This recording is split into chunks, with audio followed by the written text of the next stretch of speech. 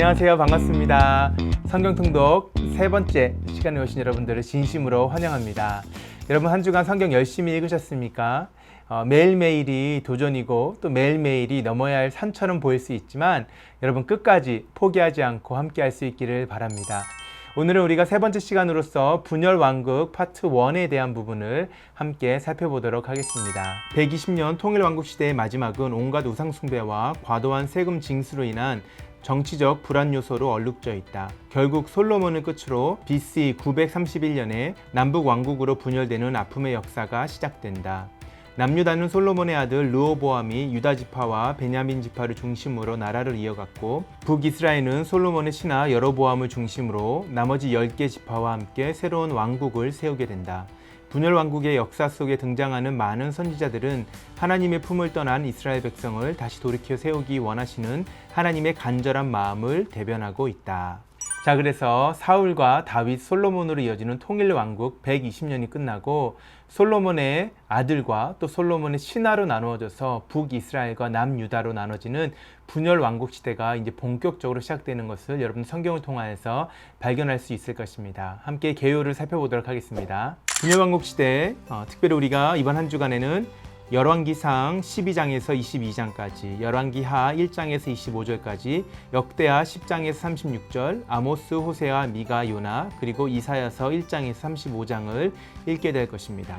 주요 인물로는 엘리야, 엘리사, 그리고 아합, 이세벨, 호세아, 그리고 히스기야가 있습니다. 주요 사건으로는 왕국의 분열되는 일이 일어나게 되고요.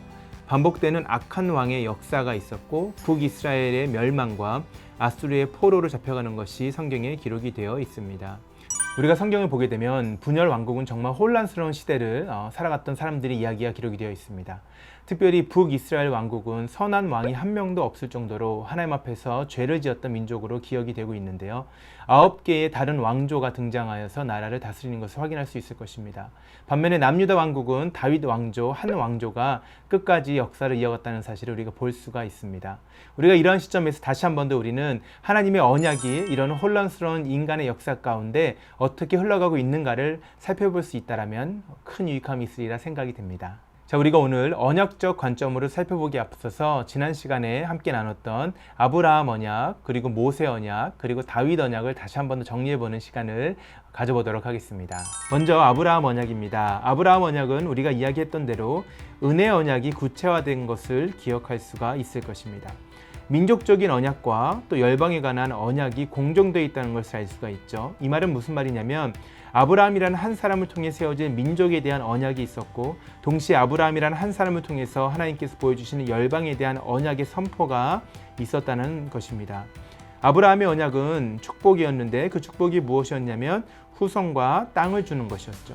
그래서 우리가 가나안 정복기를 통하여 다윗을 통하여 특별히 이스라엘 왕국 그리고 가나안 땅이 그들에게 후손과 또 땅으로 주어졌다는 사실을 확인할 수가 있었습니다. 다음으로 모세 언약입니다. 모세 언약은 넓은 의미에서는 은혜 언약이 집행되는 것이라고 우리가 생각할 수 있습니다. 왜냐하면 모세 언약이라는 율법을 통하여 궁극적으로는 우리가 예수 그리스도께 나아갈 수 있기 때문에 그렇습니다. 율법이 주어진 이유가 한 사람을 구원에 이르게 하는 것이 아니라 한 사람이 하나님 앞에서 소망이 없음을, 내 힘으로는 아무것도 할 수 없음을 발견하게 하여서 예수님께 인도하기 때문입니다. 그러나 좁은 의미에서 모세 언약은 율법 언약이라고 이야기할 수 있습니다. 하나님이 이스라엘을 그리스도께 이끄시는 방편으로 언약 조건에 대한 순종을 요구하셨다는 것입니다. 그래서 순종한 자들에게는 하나님의 복이, 순종하지 않은 자들에게는 이 땅에서 하나님의 심판이 임할 것을 얘기하셨다는 사실을 기억할 수 있기 바랍니다. 하나님께서 아브라함에게 하신 약속, 땅을 주시겠다, 또 너에게 후손을 주겠다고 말씀하셨던 것이 이스라엘 민족을 통하여서 이 땅 가운데 성취된 것을 확인할 수가 있었죠. 그것이 우리에게 있어서는 은혜 언약의 첫 번째 1차적인 성취라고 이야기할 수 있을 것입니다. 그리고 그 후에 주어지고 있는 모세 언약을 통하여서 우리는 율법이라는 것을 만나게 됩니다. 우리가 궁금한 것은 왜 하나님께서 은혜 언약을 집행하시는 데 있어서 율법을 우리에게 주셨을까라는 것이죠. 함께 그 부분을 살펴보도록 하겠습니다. 왜 하나님이 모세 언약, 즉 율법을 통해 은혜 언약을 집행하셨는가? 우리가 이 질문에 답하기 위해서 먼저 살펴봐야 될 것은 하나님이 죄악된 인간을 구속하시는 것이 어떻게 가능하셨는가에 대한 이해가 있어야 될 것입니다. 그렇다면 우리가 여기서 구속이 무엇인가를 한번 생각해 볼 필요가 있겠죠. 구속 또는 구원이라는 것이 무엇인가? 이것은 궁극적으로 우리가 하늘에 계신 거룩하신 하나님과 함께 사는 것에 대한 것입니다. 다시 말해서 구원이라는 것은 영광 가운데 하나님과 함께하는 교제라고 이야기할 수 있다는 것이죠. 자, 그래서 우리가 언약이 이루고자 했던 구속, 구원이라는 것을 이해해야지만 우리가 그것이 은혜 언약 가운데 왜 그것이 행위 언약의 모습으로 나타나고 있는가에 대한 부분을 생각할 수 있다는 것입니다. 그래서 구속 또는 구원이라는 것이 영광 가운데 계시는 하나님과의 영원한 교제라는 사실을 우리가 이해할 수 있어야 돼요. 우리가 그러한 관점에서 좀 더 살펴보는 시간을 가져보도록 하겠습니다. 자, 그렇다면 어떻게 우리가 구원 또는 구속이 가능한가에 대한 부분이죠. 죄악된 인간이 거룩하신 하나님 앞에서 살 수 있는 유일한 길은 인간이 하나님과 같이 거룩해지는 것입니다. 우리가 하늘에 이르러 하나님과 영원한 평화와 또 생명을 누릴 수 있는 유일한 방법은 우리가 하나님처럼 완벽하고 또 의롭고 그리고 거룩해지는 것밖에 없다는 것이에요. 다른 길은 전혀 없다라는 것입니다. 여러분, 이게 상당히 중요한 개념입니다. 우리가 구원 또는 구속을 하나님과의 영원한 교제로 정의할 수 있다면 그 교제가 가능하기 위해서 유일한 방법이 있는데 그것은 인간이 하나님처럼 거룩해지고 하나님처럼 의로워지고 하나님처럼 완전한 존재가 되는 것입니다. 그렇지 않고서는 하나님과 우리가 죄악된 인간이 교제할 수 없다는 것입니다. 문제는 우리 스스로 우리가 이것을 할 수 있다고 생각하는 것입니다. 우리가 우리 스스로 하나님처럼 거룩해질 수 있다고 생각하고 우리가 우리 스스로 하나님과 같이 될 수 있다고 생각해서 다시 말하면 우리 힘으로 구원에 이를 수 있다고 생각한다는 것입니다. 자, 그래서 누가복음 18장 26절에 보면 부자 관리가 예수께 이렇게 물어봅니다. 누가 구원을 얻을 수 있나이까? 어떻게 하면 구원을 얻을 수 있냐라는 질문이 될 수 있겠죠. 그때 예수님께서 이렇게 답하십니다. 무릇 사람이 할 수 없는 것을 하나님은 하실 수 있느니라 라고 말씀하세요. 자, 인간에게 있어서의 문제는 무엇이냐면 내 스스로 구원에 이룰 수 있는 방법이 있다라고 생각한다는 것입니다. 그래서 끊임없이 그것을 찾고 연구하는 것이 인간 역사 가운데 기록이 되어 있지 않습니까? 그런데 예수님께서 분명하게 가르치는 것이 무엇입니까? 사람은 스스로 구원에 이를 수 없다라는 것입니다. 그런데 그것을 하나님께서 하신다라는 것이 바로 복음의 메시지인 것이죠. 자, 그래서 인간이 스스로 구원에 이를 수 있다라고 생각을 하고 그 방법을 찾아가는 인생을 살아가고 있기 때문에 우리가 구원에 관하여 범하게 되는 치명적인 오류는 이러한 것입니다. 하나님의 기준을 낮추고 하나님이 우리의 행위들을 가치 있게 여기신다고 가정함으로써 하나님의 의를 희석시킨다라는 거예요. 그래서 우리는 이렇게 생각하는 경향이 있습니다. 우리가 그렇게 무력할 정도로 죄인은 아니라고. 그리고 만약 우리가 정말 노력하고 약간의 도움만 받을 수 있다면 우리의 순종을 통해 우리는 거룩해질 수 있다고 생각한다는 것입니다. 여러분, 정말 우리의 삶 가운데 이런 모습이 있을 수 있습니다. 그리고 수많은 종교가 이것을 추구하고 있죠. 내가 열심히 노력을 하고 또 누군가의 도움 또는 신적 개입이 조금만 있다면 우리는 그 신이 원하는 거룩한 상태, 곧 구원의 상태에 이를 수 있다고 가정하고 살아간다는 것입니다. 자, 그런데 하나님께서는 인간에게 모세의 언약을 주심으로 하나님의 범접할 수 없는 거룩함을 드러내시고 인간의 무력함을 나타내셨다는 것입니다. 여러분, 이것이 너무나 중요한 것입니다. 율법이 우리에게 주어진 이유가 무엇이라고요? 인간의 무력함을 이 땅 가운데서 드러내시기 위해서였다는 것이에요.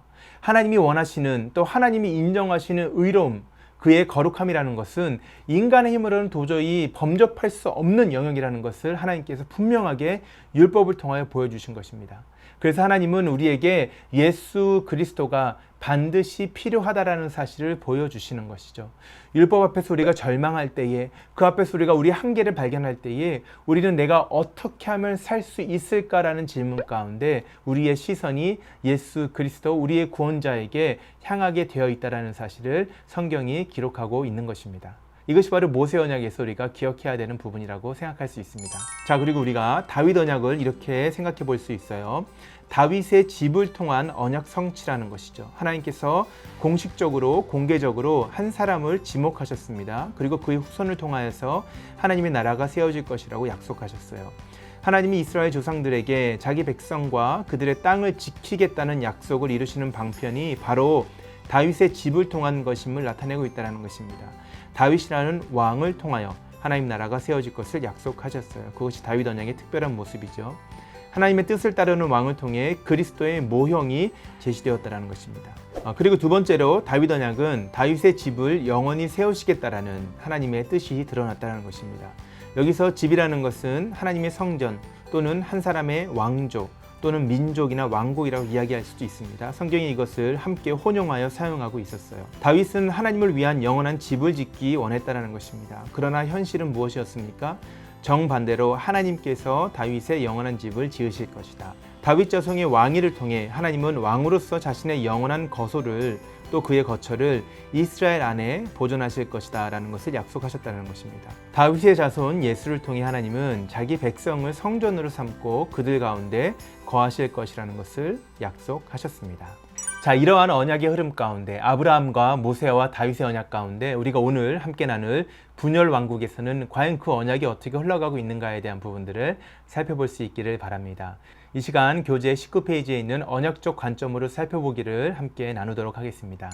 우리가 분열왕국 시대에 반드시 확인할 수 있어야 되는 것이 죄 가운데 있는 이스라엘 백성을 심판하시는 하나님의 모습이죠. 그래서 하나님의 심판 가운데 흐르는 언약의 줄기라고 한번 생각해 보면 좋을 것 같습니다.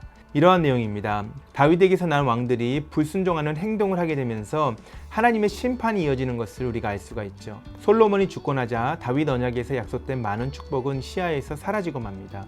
그렇지만 하나님은 다윗의 자손이 끊어지지 않을 것이라고 자기 약속을 지키신다라는 것을 확인할 수가 있죠. 나아가서 하나님은 심지어 불순종하는 왕들이나 완고한 이스라엘 백성이 자기 언약을 좌절시키도록 내버려 두지 않으신다라는 거예요. 성경은 죄로 말미암아 징벌이 임하기는 하지만 다윗의 왕가가 없어지지 않음을 보여주고 있다는 것을 우리가 성경에서 확인할 수 있습니다.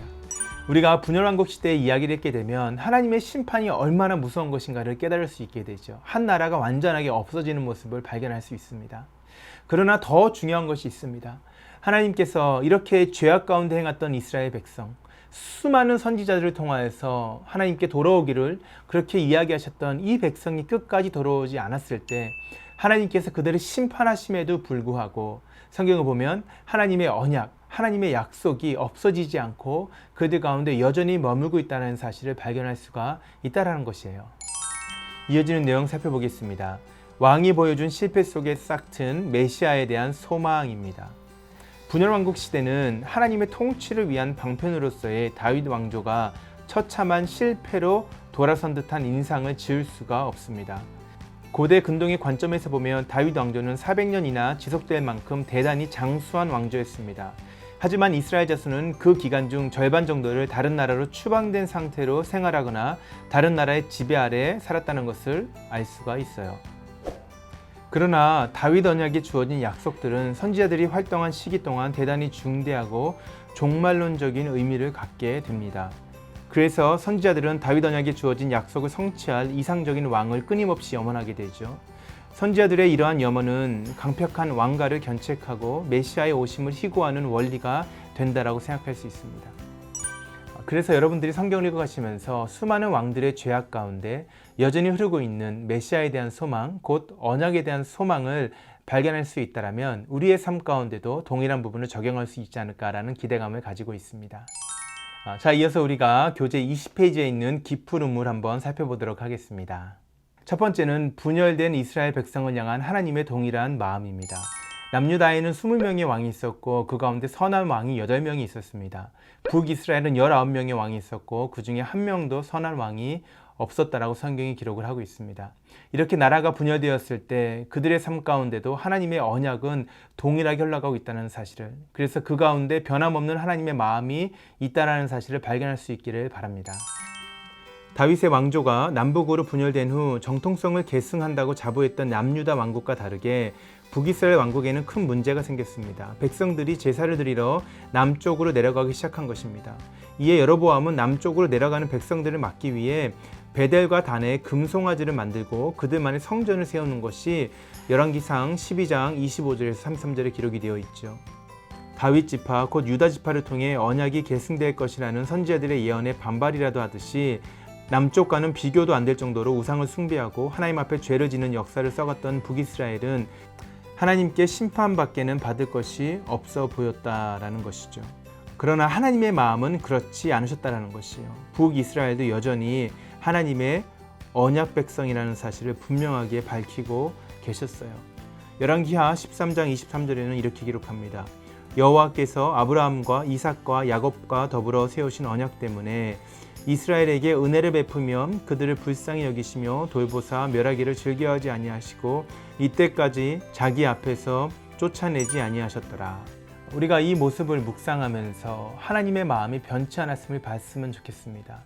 집 나간 아들을 기다리셨던 그 아버지의 마음이 북이스라엘 왕국을 통하여서도 우리에게 드러나고 있다는 사실이죠. 끊임없이 하나님을 아프게 했던 북이스라엘 왕국에 대한 하나님의 동일한 마음이 호세아 선지자의 말씀을 통하여서는 애타는 마음으로 우리에게 전해지고 있습니다. 한번 말씀으로 살펴보도록 하겠습니다. 호세아서 11장 3절 말씀이에요. 그러나 내가 에브라임에게, 에브라임은 북이스라엘을 뜻하는 것입니다. 에브라임에게 걸음을 가르치고 내 팔로 안았음에도 내가 그들을 고치는 줄을 그들이 알지 못하였도다. 여러분, 저는 3명의 아이의 아빠입니다.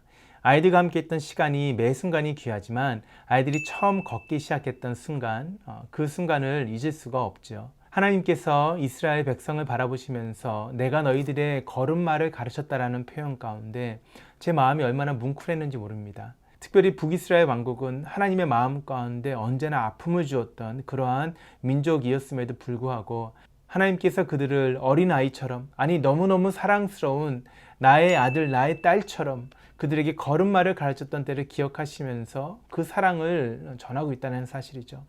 그럼에도 불구하고 이스라엘 백성은 끊임없이 하나님을 거역하여서 하나님을 떠나고 있다는 모습을 우리가 성경에서 발견할 수 있다는 것입니다. 그리고 그 모습이 저와 여러분의 모습이라는 사실 또한 우리가 발견할 수 있기를 바랍니다. 호세아 11장 8절에서 9절 말씀입니다. 에브라임이여 내가 어찌 너를 놓겠느냐, 이스라엘이여 내가 어찌 너를 버리겠느냐, 내가 어찌 너를 아드마같이 놓겠느냐, 어찌 너를 스보임같이 두겠느냐, 내 마음이 내 속에서 돌이키어 나의 긍휼이 온전히 불붙듯 하도다. 내가 나의 맹렬한 진노를 나타내지 아니하며 내가 다시는 에브라임을 멸하지 아니하리니 이는 내가 하나님이요 사람이 아님이라. 내 가운데 있는 거룩한 이니 진노함으로 내게 임하지 아니하리라. 여러분, 이 말씀을 읽으시면서 여러분들은 어떠한 하나님의 마음이 느껴지십니까? 그리고 혹시 여러분과 저의 삶 가운데 하나님이 이러한 마음으로 우리를 바라보고 계시다는 사실을 깨달은 적이 있으십니까? 저는 이러한 말씀을 읽을 때마다 저의 모습 가운데 하나님의 사랑을 발견하게 됩니다. 우리가 아직 원수되었을 때에, 우리가 아직 연약했을 때, 우리가 아직 죄인 되었을 때에 하나님이 나를 사랑하셨던 그 모습이 바로 에브라임, 북이스라엘을 사랑하셨던 마음과 동일했구나.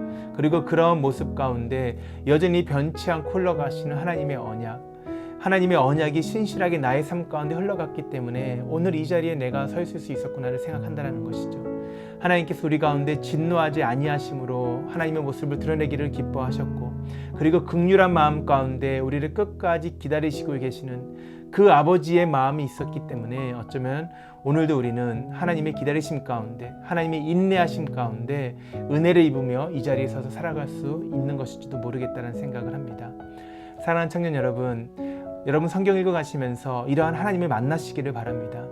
여러분들을 기다리시는 그 하나님, 여러분들을 애타는 마음으로 기다리시는 그 하나님, 끝까지 인내하시며 화내기를 더디하시는 그 하나님, 여러분의 걸음마를 기억하시는 그 하나님께서 지금 이 시간에도 우리와 함께 계시며 우리를 통하여 하나님의 신실하신 언약이 이루어지기를, 우리를 통하여 하나님과의 영원한 교제, 곧 구원과 구속이 온전하게 이루어지기를 원하시고 계십니다. 우리가 성경 가운데 그 하나님을 발견할 수 있기를 바랍니다. 성경에 쓰여진 한 글자 한 글자 한 글자가 저는 이러한 하나님의 마음인 줄로 믿습니다. 그 살아계신 하나님의 마음이 성경 읽기를 통해 여러분의 삶 가운데 충만할 수 있기를 축복합니다. 우리가 다음 주에도 분열한국 시대를 통하여 드러나는 하나님의 마음을 살펴보는 시간을 갖도록 하겠습니다. 한 주간 성경 읽기를 통하여 아버지의 마음 가운데 거하시기를 축복합니다. 다음 주에 다시 만나겠습니다.